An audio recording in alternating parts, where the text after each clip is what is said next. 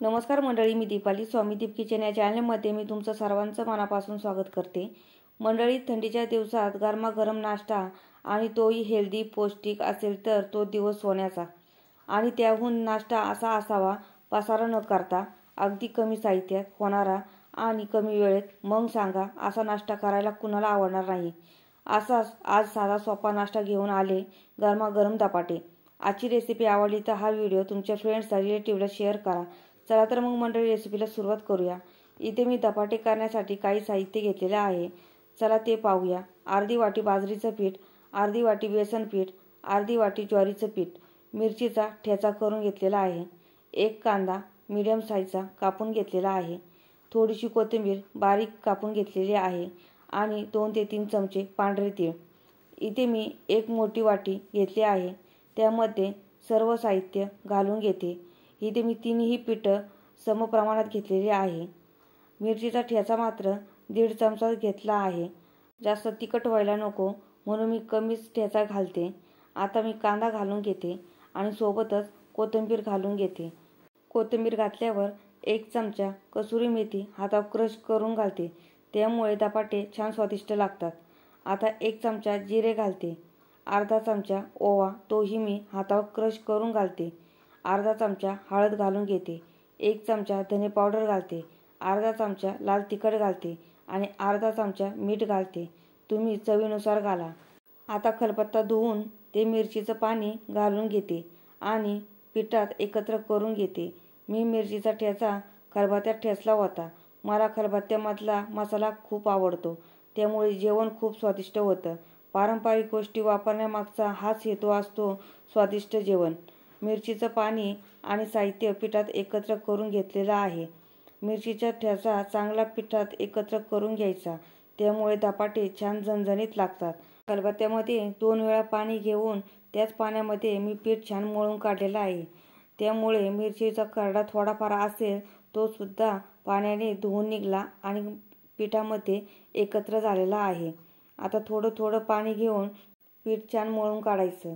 पीठ जास्त घट्टसर किंवा जाडसर मळायचं नाही, असं मऊसूत मळायचं जेणेकरून थापता येईल. हे पहा, इथे माझं पीठ मळून झालं आहे. आता पिठावर ओला रुमाल किंवा कापड टाकायचं, म्हणजे पीठ कोरडं पडत नाही. आता धपाटे करून घेते. पटावर पिठावरचं ओलं कापड टाकून घेते आणि पिठाचा मीडियम साईजचा उंडा काढून घेते. तुम्ही तुमच्या आवडीनुसार उंडा घ्या. हातावर वळवून घेते, म्हणजे पिठाला चिरा पडणार नाही. आणि जरी थापताना पिठाला चिरा पडल्या तरी पाण्याचा हात लावायचा आणि चिरा बुजवून घ्यायचा, म्हणजे एकसारख्या पीठ थापायला येतं आणि छान गोल आकार येतो. पीठ थापायच्या आधी रुमालावर थोडंसं पाणी शिपडायचं, त्यामुळे पीठ व्यवस्थित सरकलं जातं. आणि बोटांचा हलकासा दाब द्यायचा, तळ हाताचा वापर करायचा नाही. धपाटे गोल होण्यासाठी गोल गोल तुम्ही पोलपट फिरवला तरी सुद्धा चालेल, जसं की मी फिरवते. हे पहा, किती छान धपाटा माझा थापून झाला आहे. एकदम पातळ झालेला आहे. आता मध्ये बोटाने होल पाडायचे. का पाडायचे पुढे सांगते. इथे मी तवा गरम करून घेतला आहे. नॉनस्टिकचा तवा वापरते. तव्यावर 1 चमचा तेल घालून घेतलं आहे आणि रुमालासहित धपाटा तव्यावर घालते. वरून थोडासा हाताने दाब द्यायचा, म्हणजे धपाटा तव्याला चिकटतो आणि रुमाल अलगद सोडतो. अगदी सावकाश रुमाल काढायचा, म्हणजे धपाटा मोडणार नाही. वाटलं तर रुमालावर थोडंसं पाणी शिपडायचं आणि हाताने थापायचं, म्हणजे धपाटा रुमाल व्यवस्थित सोडतो. आता थोडं थोडं तेल पिठाला होल पाडले आहे तिथे सोडायचं, म्हणजे धपाटा व्यवस्थित भाजला जातो आणि आतपर्यंत तेल मुरतं. म्हणून धपाटे थापताना होल पाडायचं. आता छान दोन्हीही बाजूंनी तेल किंवा साजूक तूप लावा. थंडी असल्यामुळे मी तूप लावत नाही.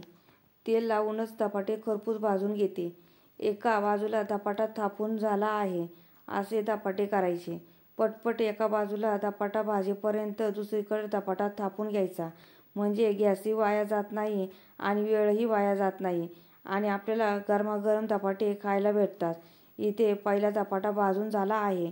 आता मी एका प्लेटमध्ये काढून घेते आणि दुसरा धपाटा तव्यावर घालून घेते आणि सांगितल्याप्रमाणे धपाटे भाजून घेते.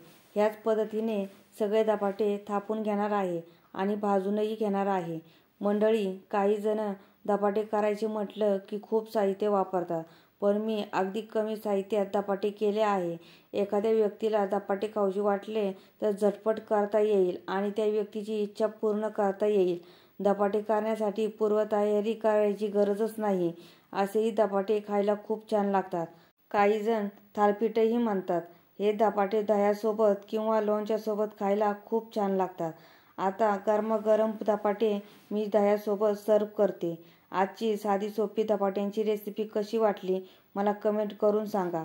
जर रेसिपी आवडली असेल तर चॅनलला लाईक करा, शेअर करा, सबस्क्राईब करा आणि हो, बेल आयकॉन प्रेस करायला विसरू नका, जेणेकरून माझ्या नवीन रेसिपीच्या व्हिडिओची नोटिफिकेशन तुम्हाला लगेचच मिळेल. चला तर मग मंडळी, पुढच्या नवीन रेसिपी लवकरच भेटू. तोपर्यंत छान छान खा आणि मस्त राहा.